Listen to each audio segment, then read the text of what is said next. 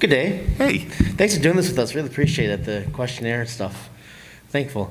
You mentioned earlier that how Hasbro just give you characters to work with in the writing. How much creativity did you have over particular characters like Nightscream and Obsidian and Strikeout? Did you have direct screenwriting and how they were as characters, or Hasbro tell you what they wanted and just made personalities for them? Well, being that we created those characters, I mean, I created Nightscream. I came up with the name and, the idea for the character. And so, everything about the character pretty much, came from us, Okay. We decided, what the character's personality was going to be. And, once they told us that they wanted Strikeout and an Obsidian, it's like, okay, well, we were going to decide, okay, well, this is who they were going to be. This is what their characterizations were going to be like. I love doing Nightscream. He was fantastic. Yeah. But Nightscream and Rattrap are examples of what happens when you get presented with character design sort of like de facto. They didn't ask us, what do you think of this? Do you want to do that? Blah, blah, blah. They pretty much showed us this is what the character is going to be. And so I was like writing episode, we were like working on 5 or 6 or something. And then we got to see what the characters were going to look like. And so we got a picture of Rattrap. And I'm thinking, okay, the whole time I'm thinking, here's this rat with, instead of legs, he has like tank treads, and he's kind of badass, and he's swerving around. And then I get this, this really, really goofy design. And it was designed to be goofy, What Ace Fipke said at the time was, they wanted to give this tough-talking guy a really, really goofy, robot mode. Talking about Nightscream, right? I'm talking about Rattrap. Okay. Yeah. And so the character, was sort of goofy looking, which worked well for what they wanted to do, but was completely counterpoint to what we were writing up to that point. Okay. So once we saw what the character looked like, we started to write more into what we were seeing as opposed to what we had been imagining. Nightscream, I love the character. I love that Alessandro had that kind of plaintive voice that he had, because he sounded like Edward Furlong in Terminator 2. Absolutely. And that's totally, it's like that's what sold me on him. And when I was hearing the different actors, I'm like, this is the guy I want, and this is why I want him. And he was terrific. Yeah. He recently did a voice for me on a series called Super Monsters, where he played a character named Lobo. And so when I found that he was back for that, I was really, really happy to be working with him again. But when they designed Nightscream, he looks like a bat.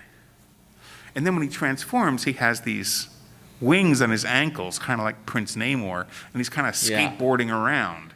And I'm like, that's not what I was thinking when I was writing. That's a whole lot of different from what I was thinking. And I was never, I understand making those skateboards kind of cool, and it's a really good visual. I've never seen that before.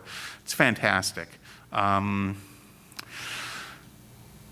But I don't know if I would have gone for the, the wings on his ankles. And it also seemed very strange that he had wings and then he didn't have wings.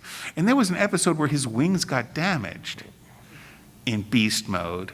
And so it made it troublesome for him to fly when he was in robot mode.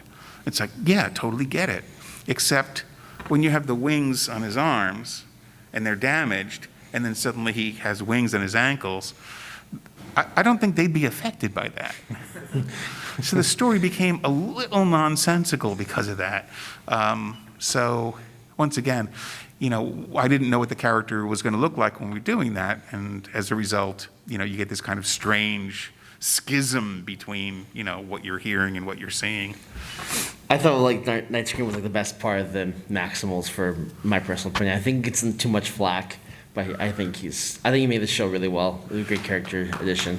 So, well, thank you. That's very nice of you to say. Yeah, I feel like Beast Machines gets a lot of flack in general. I think people miss out a lot on what the creativity is and the work you put behind it.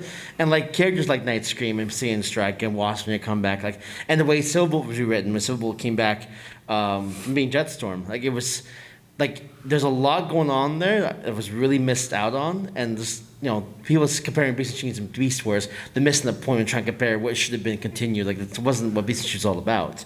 Beast Machines was all about brand new things. So, thank you for your time. Appreciate it. Yeah, the thing with Nightscream was, I have a philosophy with team shows. If you're going to do a team show and you present a team, and then you do another series based on that, Yeah. you should have new faces on the team. I think that if you look at a lineup of characters, you should be able to say, oh, that's what this was from, which is one of the reasons that, that I created Spike for X-Men Evolution. Okay. You know, it's like, okay, for this series, you need to have a fresh face. And we included Kitty Pryde and Nightcrawler, which, you know, once again made that very different from the original X-Men series. But, you know, you really want a fresh face in there to give the series a very different spin. Yeah. And what was nice about Spike was that because he was Storm's nephew, we got to see a side of Storm that we hadn't gotten to see before.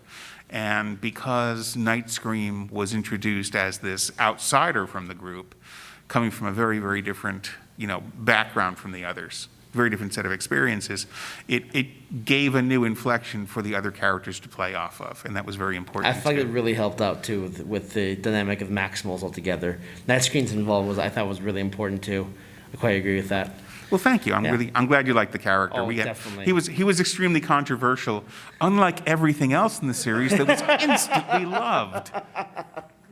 For what it's worth, the only biggest part I find problematic with Beast Machines is probably got a little too preachy at times. But overall, personally, the show, it was a good follow-up. I honestly think that. Thanks. Thank you for your time.